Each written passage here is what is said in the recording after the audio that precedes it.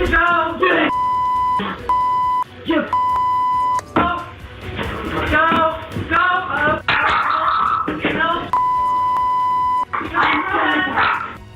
tonight, we're learning more about the case of a woman who was caught on camera walking into a home and lying down on a child's bed.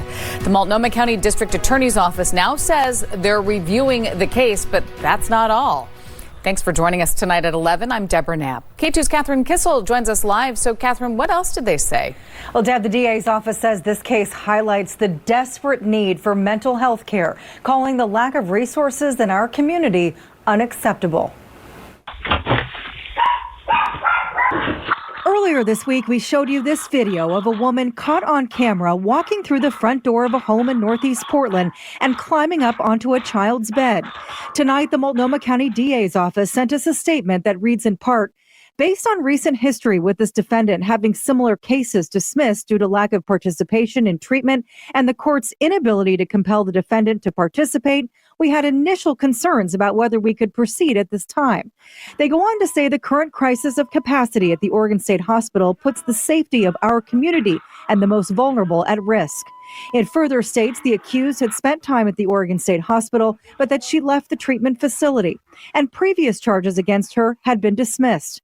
The DA's office says at this point, they're reviewing this most recent case. It was really disturbing to have her curled up in my children's room. We reached out to the homeowner again tonight to get comment about the DA's recent decision. She says she hopes the woman gets the help she needs and is hopeful that this will push leaders to work together to find bipartisan support to support police and increase mental health services. Really disturbing to have her curled up in my children's room. A Northeast Portland household shaken after an intruder walks right in, makes themselves at home. Mental health experts tell us it's clear this person was in crisis. K2's Eric Mock joins us live from the street where it all happened. And Eric, this had to be upsetting for that family involved. Yeah, Kelsey Smith says it was a disturbing experience for her, and she's worried more now than ever for her family's safety and the security of her home after what she says is a reminder of just how severe the mental health and homeless crises in Portland are. Yeah, they came in the front door and they wandered into my children's room and crawled up onto the bed. Kelsey Smith shows us where an intruder came into her home Tuesday and got into her 10-year-old son's bed. And I got closer and realized it was a homeless person. So I immediately backed out of the room and sort of hollering to my friend that I was on the phone with for help. After confronting her, the intruder picked up an ottoman and threw it at her before leaving.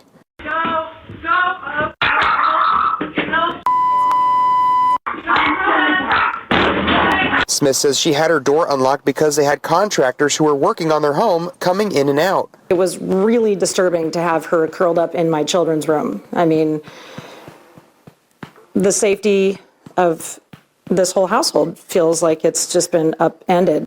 She says she's just grateful her son wasn't home at the time. What do you see when you look at a video like this? Well, it tells me that this person is clearly in crisis and is not getting access to the care that they clearly need. That's Jeff Woodward, manager of the Mental Health and Addiction Outreach Team for the Joint Office of Homeless Services. He says with the limited resources available, they can't help people in crises of addiction or mental health unless they want to be helped. It's a fine line that we have to navigate every day because we have to balance between the rights of the individual and their right as an adult and their self-determination. Smith says for her, it's a clear sign that much more needs to be done here. I get it, but something has to change. I mean, something has to change. I hope that the city officials are doing something different than what they've been doing because it's not working. Now, police did arrest this person after Smith called them, and they charged her with first-degree burglary and harassment, but she was later let out on a court-ordered release. Now, Woodward says if you find yourself in a similar situation, you need to get to a safe place first and then call for help because you don't know how extensive this crisis this person could be going through is. It's a very scary night here in Southeast Portland. A little girl was taken. The family was here, lots of emotions, lots of tears, of course, because the car that was stolen had their little girl in it. a 7-year-old girl. This is a picture of her.